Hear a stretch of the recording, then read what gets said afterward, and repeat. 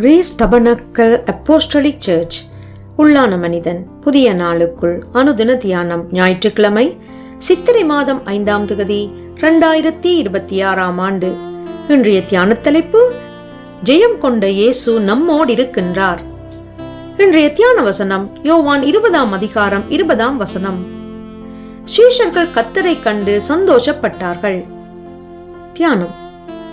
வாரத்தின் முதல் நாளாகிய அன்றைய தினம் சாயங்கால வேளையிலே சீஷர்கள் கூடியிருந்த இடத்தில் யூதர்களுக்கு பயந்ததினால் கதவுகள் பூட்டி இருக்கையில் இயேசு வந்து நடுவே நின்று உங்களுக்கு சமாதானம் என்றார். அவர் இப்படி சொல்லி தம்முடைய கைகளையும் விலாவையும் அவர்களுக்கு காண்பித்தார். சீஷர்கள் கர்த்தரை கண்டு சந்தோஷப்பட்டார்கள்.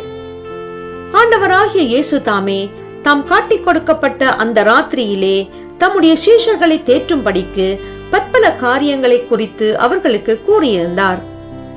மெய்யாகவே மெய்யாகவே நான் உங்களுக்கு சொல்லுகிறேன், நீங்கள் அழுது புலம்புவீர்கள், உலகமோ சந்தோஷப்படும், நீங்கள் துக்கப்படுவீர்கள்.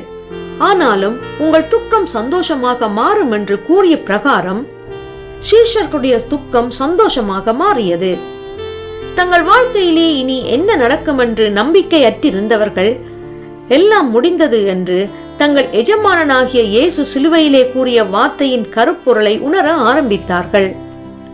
சில வேளைகளிலே விசுவாசிகளுடைய வாழ்க்கையிலே விசுவாசமானது சோதனைக்குட்படுத்தப்படும் போது மனம் தளர்ந்து சோர்ந்து போய் விடுகின்றார்கள். சத்திய வார்த்தைகள் கொடுக்கப்பட்ட நோக்கத்தை மறந்து போய் விடுகின்றார்கள். சில சமயங்களிலே இந்த உலகிலே உண்ணவும் குடிக்கவும் உடுத்துவதற்காகவே தேவ வார்த்தைகள் கொடுக்கப்பட்டிருக்கிறது என்று எண்ணி தேவ வார்த்தையின் கருப்பொருளை மறந்து போய் விடுகின்றார்கள். என்னிடத்தில் உங்களுக்கு சமாதானம் உண்டாயிருக்கும் பொருட்டு இவைகளை உங்களுக்கு சொன்னேன்.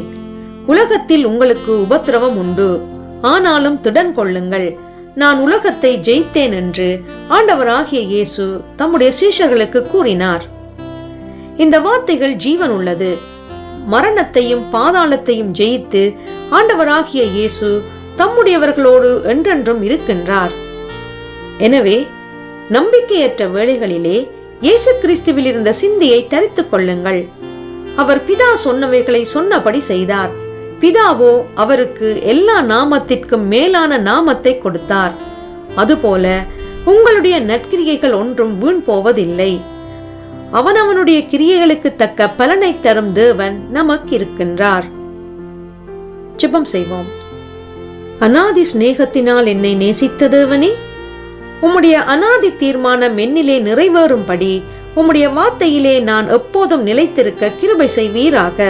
இரட்சகர் இயேசு வழியாக ஜெபிக்கின்றேன். ஆமேன்.